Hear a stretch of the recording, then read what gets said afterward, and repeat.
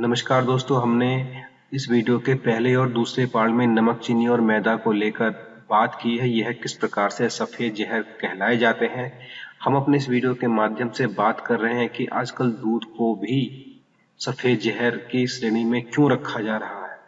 यह किस प्रकार से सफ़ेद जहर की श्रेणी में आता है, इस पर अपने इस वीडियो के माध्यम से हम चर्चा कर रहे हैं। दोस्तों, दूध को जीवनदायिनी माना गया है और इस पर सभी आंख बंद करके भरोसा करते हैं, लेकिन आज के समय में दूध की जो मिलावट हो रही है, केमिकल के द्वारा दूध तैयार हो रहा है जो बिल्कुल जहर होता है। ऐसा दूध किसी स्वस्थ व्यक्ति के लिए भी बहुत नुकसानदायक है और गलती से अगर गर्भवती स्त्री इस प्रकार का दूध अपने भोजन में शामिल कर रही है तो कोई अनहोनी हो जाए तो कोई बहुत बड़ी बात नहीं। हमने कुछ दिनों पहले एक सर्वे पढ़ा था जो कि भारत सरकार द्वारा तैयार किया गया था। उसमें बताया गया था कि भारत में दूध की जितनी खपत है, गाय भैंसों से मात्र उसका 1/3 दूध ही पैदा हो रहा है। लगभग आधे से ज्यादा दूध मार्केट में डुप्लीकेट है। ऐसे में दूध को अगर सफेद जहर की संज्ञा दी जाए तो यह अतिशयोक्ति नहीं होगी।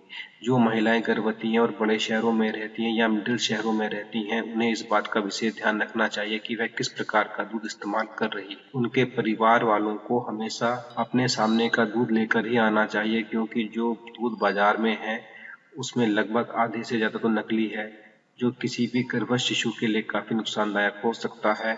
आपने देखा या नहीं देखा हम नहीं जानते, लेकिन किसी दूध वाले से अगर कहा जाए कि उसे कल 1000 लीटर दूध अतिरिक्त लाना है तो वह कभी भी मना नहीं करता। वह कहता है ठीक है, अरेंजमेंट हो जाएगा।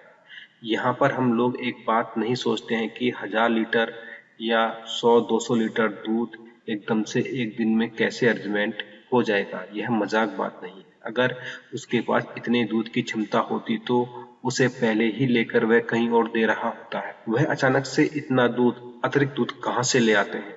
कोई एक दिन के लिए गाय भैंस दूध तो देती नहीं, तो अधिकतर सामान डुप्लीकेट ही होता है। कई बार हमने इस बात को जानने के लिए शादी ब्याह में काउंटर होते हैं, उनसे पूछा कि जो दूध आप पिला रहे होते हो क्या यह वास्तव में दूध ही है। तो हंसकर पूछने पर व्यक्ति कहता है जो दूध सर्व कर रहा है कि बस शादी विवाह में दूध की क्वालिटी की वजह से मैं बात नहीं करनी चाहिए। तो समझदार के लिए इशारा ही काफी होता है। दूध के साथ बहुत से खाद्य पदार्थ नहीं खाए जाते हैं जो बिल्कुल विरुद्ध प्रकृति के होते हैं।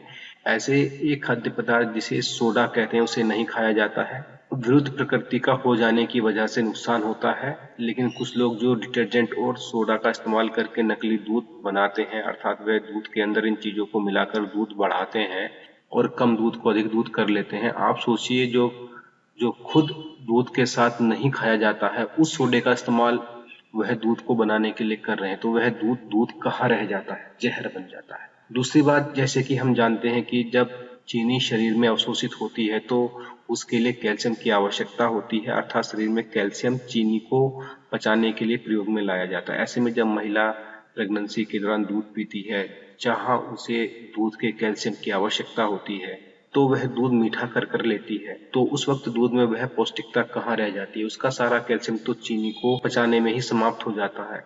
ऐसे ही अपने घर पर हम बच्चों को दूध देते हैं, उसमें चीनी मिलाकर दूध देते हैं, तो वह उसे उतना लाभ नहीं देता है।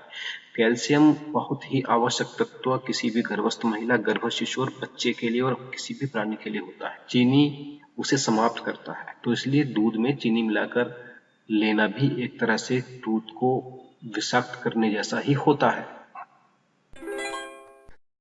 दोस्तों, इस वीडियो में इतना ही। अगर आप हमसे बात करना चाहते हैं तो आप कमेंट के माध्यम से हमसे संपर्क कर सकते हैं, हम जवाब देने की कोशिश करेंगे। अगर आपको यह वीडियो पसंद आया है तो आप इसे लाइक जरूर करें, इसे शेयर करें और हमारे चैनल को सब्सक्राइब करना बिल्कुल नहीं भूलें। आप बेल आइकन पर भी क्लिक जरूर करें ताकि हमारे आने वाले वीडियो की नोटिफिकेशन आपको सबसे पहले प्राप्त हो। धन्यवाद।